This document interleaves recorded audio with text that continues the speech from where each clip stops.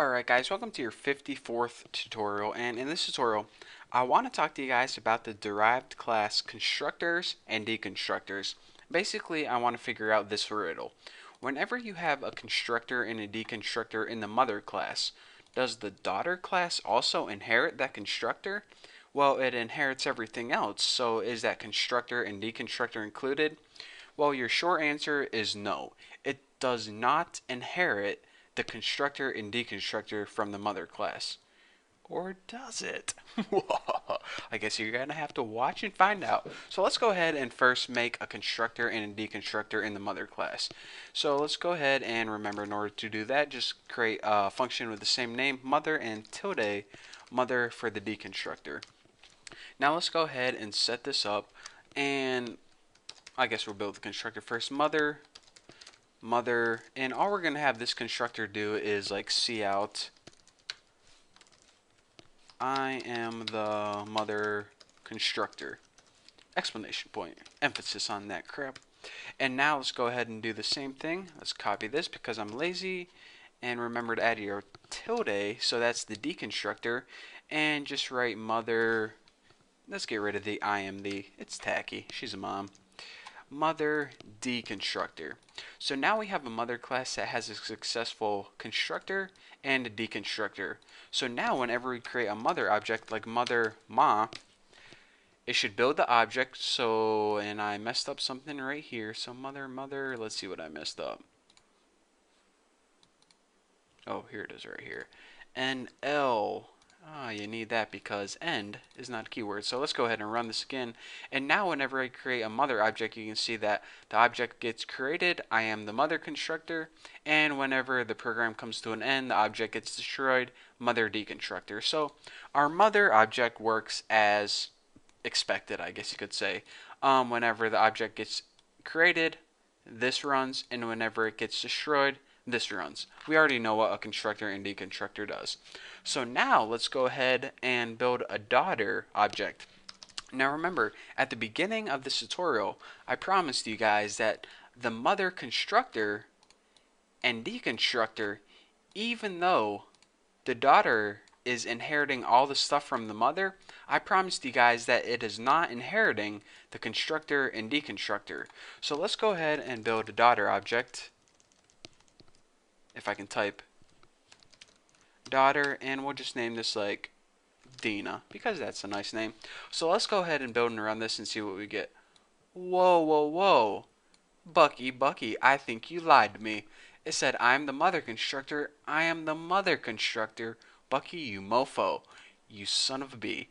You told me that the daughter is not inheriting the constructor from the mother class, so why on earth would it run this constructor twice? Well, let's go ahead and actually build a daughter constructor, and we'll see exactly what's going on. We'll see if I actually did lie or if I didn't.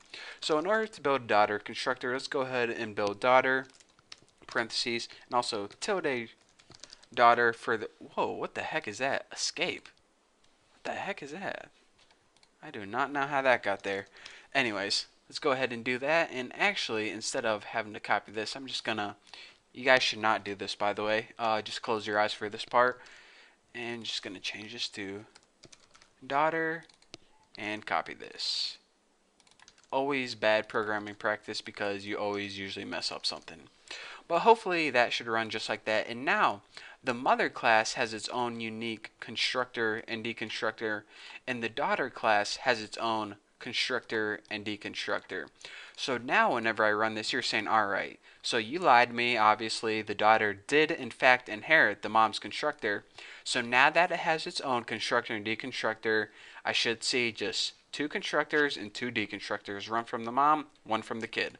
So let's go ahead and build this in. What the heck is this crap? 6 things popping up? Alright, Bucky, you need to take a timeout and explain to me what's going on. Well, in order to do that, I'll make it real simple for you guys. Just comment this out right here and run this program again. And now we see, once we just built this one daughter object, actually let me go ahead and take this out completely.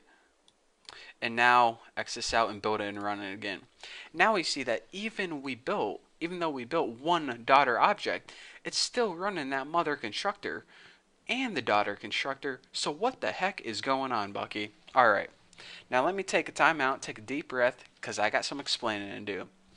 When I told you at the beginning of this tutorial that the daughter does not inherit the mother constructor, I wasn't lying, I was telling the truth. Even though the daughter is not inheriting the mother constructor still runs. So basically, here is how your program works. Whenever you start this program, it says, alright, I have one daughter object that I need to make. So the very first thing I'm going to do before I do any of my own crap in this daughter class, the very first thing this program is going to do is it's going to invoke the base class's constructor. So it says, alright daughter, you have one base class called mother. So let's go up to mother, and we're gonna invoke the mother constructor before we even do anything with the daughter. So that's why the very first thing we did was invoke the mother's constructor. And then after that, we were able to invoke the daughter's constructor. So basically, whenever you use a class, it sets up all its base classes before it does anything on its own class. So that's why whenever we're running this daughter object, it sets everything up on top of it before it, did the daughter stuff. And another thing I want to point out, say you weren't only inheriting from a mother, but say there was a grandmother and a great-grandmother, and there was a huge hierarchy. Well, it's still the same thing. If that was the case, then the great-grandmother would get done first, and then the grandmother, and then the mother, and then the daughter. Basically, the very top class is going to get done, the constructor is going to get finished executing first on the topmost class.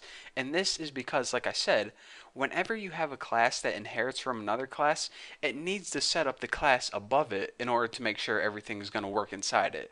So the daughter is going to say, alright, I need the mother in order to work. And the mother is going to say, alright, I need the grandma in order to work. And the grandma is going to say, alright, I need the great-grandma in order to work. And that's the very top. So that's why the great-grandmother would be set up first. But in this case, we only have a mother and a daughter, a very simple explanation. So that's why the mother gets set up first, because in order for this daughter class to work, the mother class needs to be working first. So that is why the mother constructor gets called first. Like I said, the daughter class isn't inheriting, it's just setting it up. So that's why this mother constructor gets ran. Simple enough?